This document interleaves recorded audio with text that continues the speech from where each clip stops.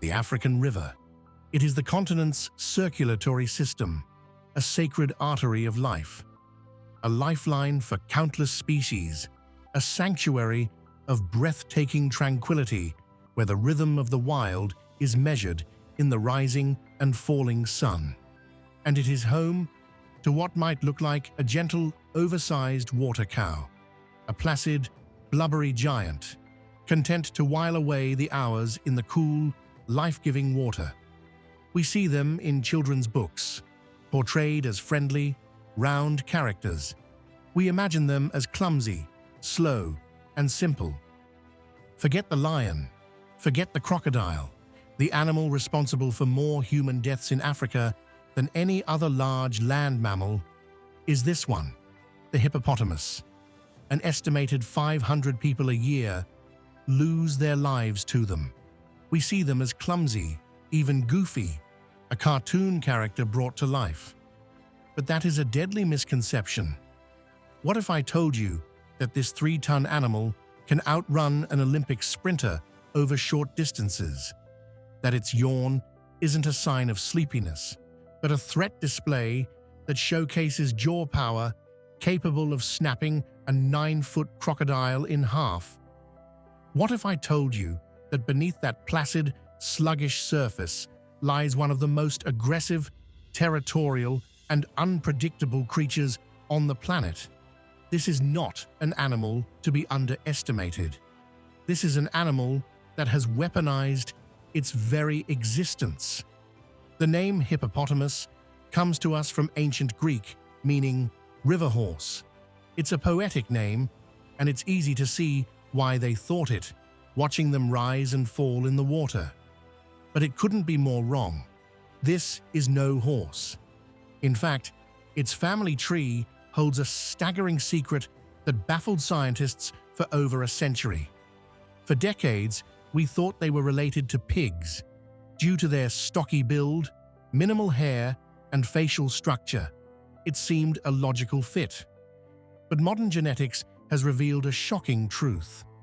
The closest living relative to the hippopotamus is the cetacean, whales, dolphins, and porpoises. Their last common ancestor lived around 55 million years ago. One branch of the family felt the call of the ocean, venturing back into the water and evolving over eons into the fully aquatic mammals we know today.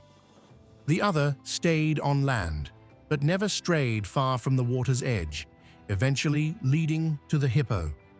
They are cousins, separated by millennia of wildly different evolutionary paths. They even share traits that hint at this shared past.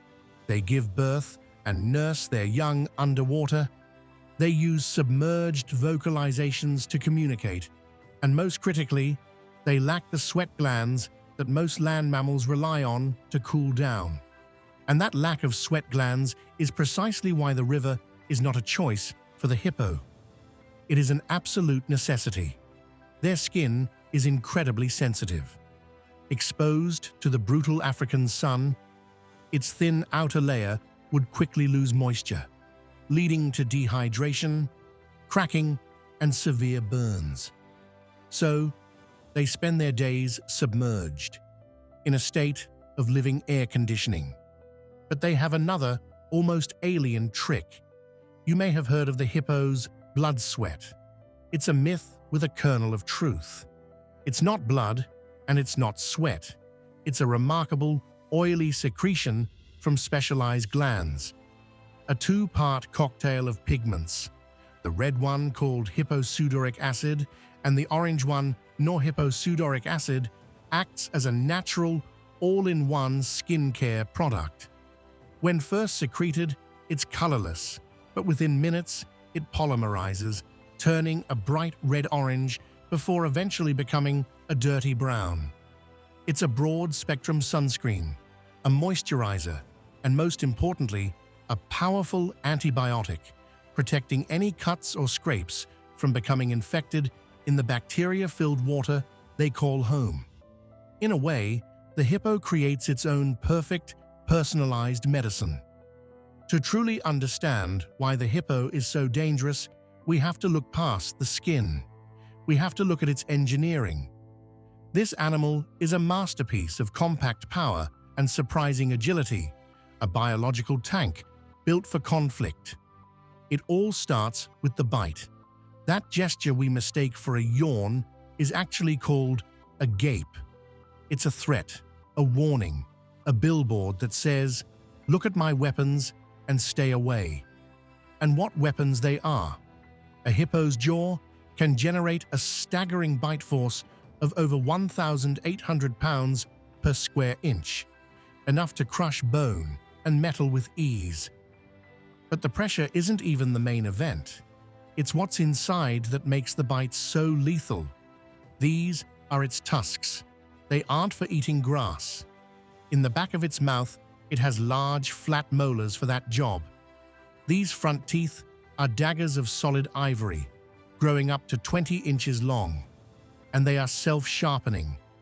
Every time a hippo closes its mouth, the lower tusks grind against the upper ones, honing them into razor-sharp chisels.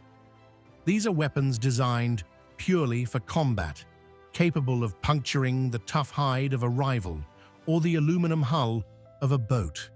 And that brings us to the next surprise: their speed.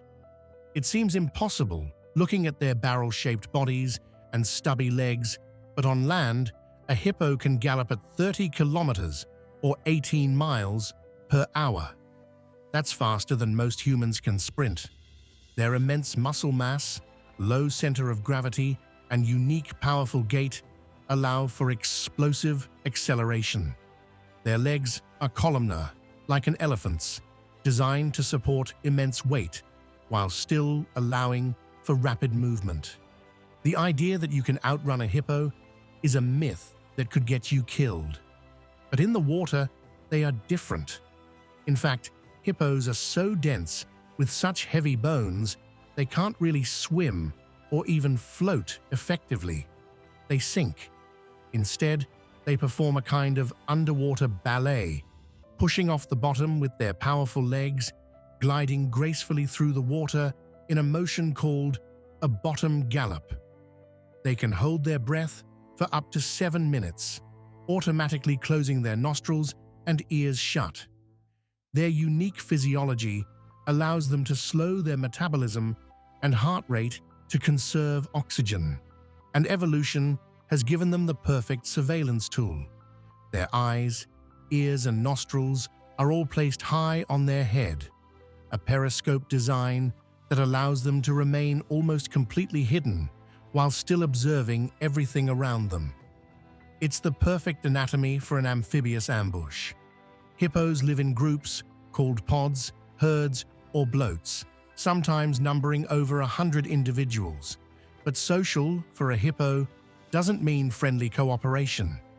Life inside a hippopod is a constant tense negotiation of power, territory, and brute force. The ruler of the pod is the dominant bull. He wins his position through combat, and he defends it constantly. This stretch of water and exclusive breeding rights with all the females within it are his, and he makes sure everyone knows it with one of nature's strangest displays, the dung shower. By spinning his tail at high speed, he flings his feces as far as possible. It's a very clear, very smelly keep out sign to rival males and a display of virility to the females. It's his signature, written on the landscape. His reign is under constant threat from younger, ambitious bachelor males who live on the periphery of the pod. Challenges are frequent, and they are not symbolic. They are brutal, life or death battles. The combatants use their gape to intimidate, but when that fails, they use their tusked jaws as devastating weapons, aiming for the head and flanks. The goal is to inflict deep, debilitating wounds. Fights can last for hours, and many hippos die in these territorial disputes, either from their injuries or from subsequent infections. The scars on an old bull are a roadmap of a life of violent conflict. Within this violent, male-dominated world, however, we see incredible maternal devotion. Hippo mothers are fiercely protective. Calves are born in the water and are immediately vulnerable to crocodiles, lions, and hyenas if they stray too far. But perhaps the greatest threat comes from within their own species. A rival bull may try to kill a calf to force its mother to become receptive to mating again. Even the chaos of the pod is a danger, as a calf can be accidentally trampled during a fight. The mother must be constantly vigilant, using her bulk and aggression to defend her young against all threats. She is, without question, one of the most dedicated and dangerous mothers in the animal kingdom. For all their aggression, for all the danger they represent, hippos are not villains. They are a keystone species. Their role is so critical that if you were to remove them from their habitat, the entire ecosystem could unravel and collapse. The secret to their importance is a simple, relentless, two-step process: eat and excrete. At night, under the cover of darkness, hippos leave the relative safety of the water and can travel for miles to graze, consuming up to 80 pounds of grass each in a single night. A pod of just 30 hippos can transport over a ton of organic matter from the land every single evening, and they deposit it directly into the water in the form of dung. This may sound unpleasant, but it is the gift of life. This constant stream of fertilizer is the foundation of the river's food web. It is rich in nitrogen, phosphorus, and especially silica, which they ingest from the grasses. This silica is vital for diatoms, a type of algae that forms the very base of the aquatic food chain. The dung feeds bacteria and algae, which in turn feed aquatic insects and crustaceans. Those are eaten by fish, which are then eaten by birds, larger fish, and crocodiles. Without the hippo's daily nutrient delivery, many African river systems would become sterile and barren. They are, quite literally, the engine of the ecosystem. But this delicate balance can be disrupted. In drought conditions or when habitats shrink, too many hippos can be confined to too little water. Their collective waste can overload the system, causing eutrophication, a process where excess nutrients lead to massive algae blooms that deplete the water of oxygen, suffocating the very fish that normally thrive on their presence. It's a powerful demonstration of how a keystone species, when its environment is compromised, can go from a force of creation to one of destruction. Their physical presence also shapes the land itself. As they move along the same paths, night after night, their immense weight carves deep channels through swamps and wetlands, creating new waterways and keeping old ones from being choked by vegetation. These hippo highways divert water, create new pools that can sustain life during the dry season, and provide pathways for other animals. They are the unintentional gardeners and engineers of the African landscape. So, the hippopotamus, not a lazy river horse. It is a perfectly evolved amphibious tank, a warrior forged by millions of years of combat. It is a walking paradox, an herbivore with the weaponry of a carnivore, an animal bound to the water that cannot swim, a creature of immense destructive power that is also a force for creation.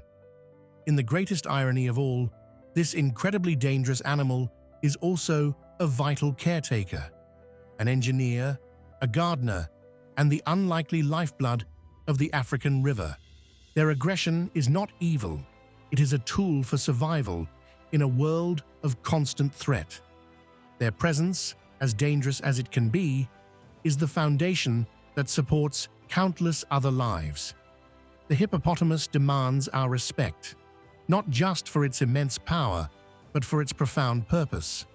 It is a potent symbol of the wild itself, something that can be beautiful from a distance, but deadly up close and absolutely essential to the health of the world.